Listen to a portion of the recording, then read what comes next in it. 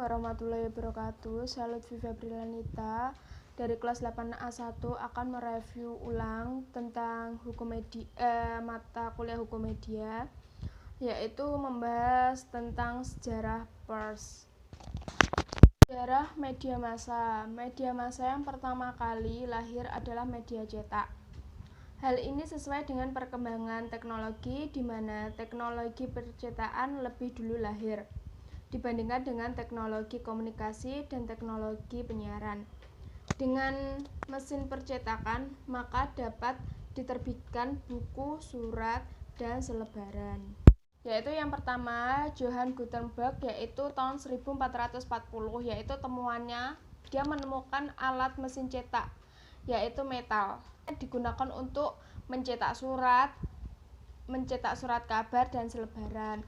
Yang kedua yaitu Samuel Morse, yaitu pada tahun 1844, yaitu alatnya bernama telegraf. Telegraf itu digunakan untuk mengirim pesan dari Washington DC ke Baltimore. Ketiga yaitu yang tidak asing, yaitu Alexander Graham Bell, yaitu penemu telepon, di mana digunakan untuk mengirim pesan melalui pesawat telepon dengan kabel. Yang keempat yaitu Heinrich Rudolf Hertz, yaitu penemu gelombang audio, di mana digunakan energi dapat dikirim tanpa melalui kabel.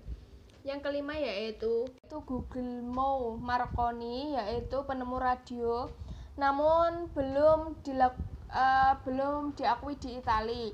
Kemudian ia pindah ke Inggris tahun 1896, kemudian 5 tahun kemudian sinyalnya menjangkau di Amerika. Media cetak dan elektronik. Hukum pers yang berkembang di Indonesia dari masa Hindu-Belanda sampai masa reformasi adalah hukum pers media cetak. Sedikit sekali yang disinggung mengenai hukum pers penyiaran. Bahkan dalam kajian pers secara umum, yang bukan kajian hukum, baik dari sisi sejarah, politik, dan komunikasi politik, para penulis seakan mengabaikan dan memberi porsi yang sedikit kepada pers penyiaran. Namun, dengan makin berkembangnya media penyiaran, juga berkembang kajian media penyiaran dan media cetak.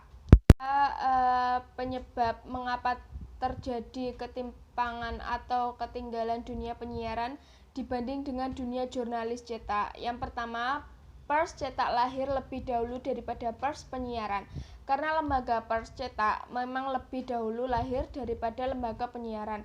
Hal ini bukan merupakan kasus istimewa bagi Indonesia, karena perkembangan teknologi penyiaran memang baru ditemukan sekitar 4 abad setelah teknologi cetak.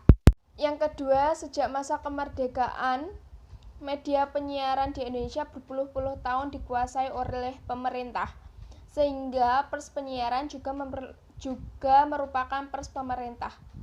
Pers penyiaran yang berorientasi kepada pemerintah tidak menimbulkan persoalan hukum dan politik dengan pemerintah. Sebaliknya, pers cetak memiliki banyak persoalan dengan hukum dan politik dalam berhadapan dengan pemerintah. Karena itu, pers cetak memerlukan semacam perlindungan hukum yang lebih pasti. Dengan kata lain, media cetak berada pada lorong yang penuh resiko, berhadapan dengan pemerintah maupun masyarakat. Sementara media penyiaran berada pada lorong yang tidak berhadapan dengan keduanya. Inilah yang menjelaskan mengapa hukum media yang berkembang di Indonesia adalah hukum pers cetak saja. Kita akan membahas sejarah media di Indonesia. Sejarah pers di Nusantara dimulai sejak abad ke-8, ketika Gubernur Jenderal Van Imhoff mendirikan Batavia, New Wales tahun 1744. 3 abad setelah mesin cetak ditemukan oleh Gutenberg. Sejarah pers Indonesia dimulai, sejak berdiri koran pertama, yaitu pada tahun 1744. Maka sejarah hukum media di Indonesia dimulai sejak keluarnya peraturan hukum tentang media yang pertama di Indonesia, yaitu tatkala pemerintah Hindia Belanda memberlakukan Reclaimment of the Drukwerken in Netherlands Indie tahun 1856. Secara umum, sejarah hukum media di Indonesia kurun waktu sekitar 1,5 abad sejak zaman Hindia Belanda sehingga era reformasi di abad 21 diawali dengan ketentuan hukum yang mengekang kebebasan media, khususnya kebebasan pers. Meskipun terdapat pasang surut, namun secara umum pengekangan telah menonjol daripada kebebasan.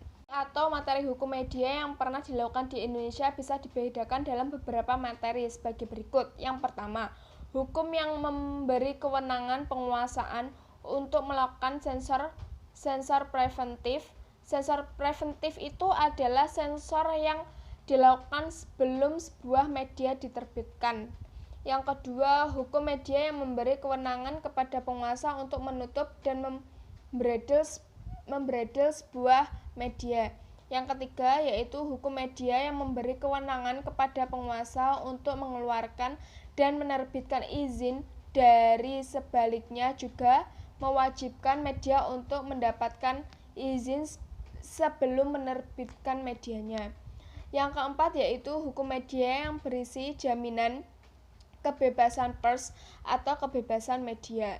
Dilihat dari sifat peraturannya, sejarah hukum media dapat dibagi dalam 3 periode. Yang pertama yaitu periode sensor preventif, yaitu periode ini dimulai sejak keluar peraturan pertama tentang pers yang mengatur sensor preventif sampai dicabutnya peraturan itu tahun 1856 sampai 1906 dan dilanjut kepada zaman Jepang yaitu 1942 sampai 1945. Kedua, yaitu periode perizinan atau pemberedelan, yaitu periode ini berlangsung sejak kedatangan Jepang yaitu tahun 1940 sampai 1942 dan kemudian berlanjut ketika terjadi pemberedelan 13 penerbit pada masa akhir demokrasi liberal sampai berakhirnya Orde Baru yaitu 1957 sampai 1998.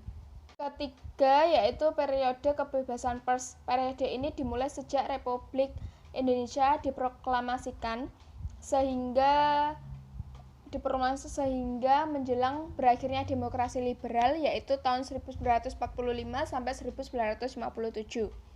Dan dilanjut dengan masa reformasi yaitu 1998 sampai sekarang.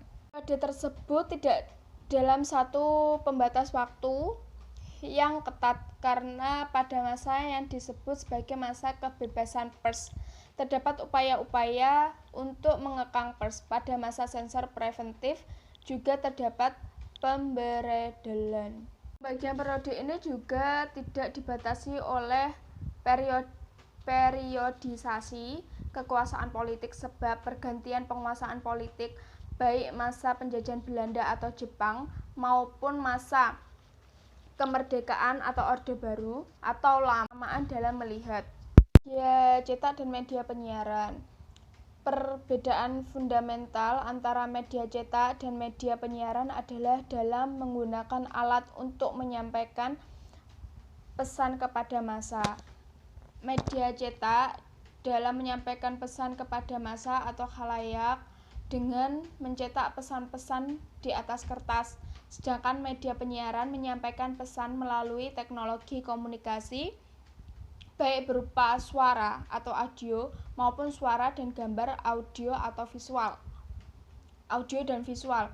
Pesan berupa suara atau suara dan gambar kemudian didistribusikan melalui frekuensi gelombang radio. Frekuensi gelombang radio ini secara hukum dinyatakan milik publik oleh karena media penyiaran menggunakan fasilitas publik dalam distribusinya. Maka media ini memperoleh perlakuan yang lebih ketat di mata hukum, sedangkan media cetak lebih longgar. Perbedaan media cetak dan media penyiaran juga terjadi dalam bidang pers. Istilah pers cetak dan pers penyiaran tidak dapat digunakan secara bergantian, sebab istilah pers cetak memiliki implikasi hukum yang berbeda dengan pers penyiaran. Kesamaan dan perbedaan antara hukum media cetak dan hukum penyiaran, namun keduanya memiliki prinsip dasar atau asas-asas yang sama. Dilihat dari asas-asas perbedaan antara hukum media cetak dan media penyiaran lebih merupakan perbedaan gradasi. Meskipun dalam tingkat teknis perbedaan ini bisa sangat tajam, terutama bila dilihat dari sumber hukumnya. Saya ucapkan kurang lebihnya mohon maaf. Wassalamualaikum warahmatullahi wabarakatuh.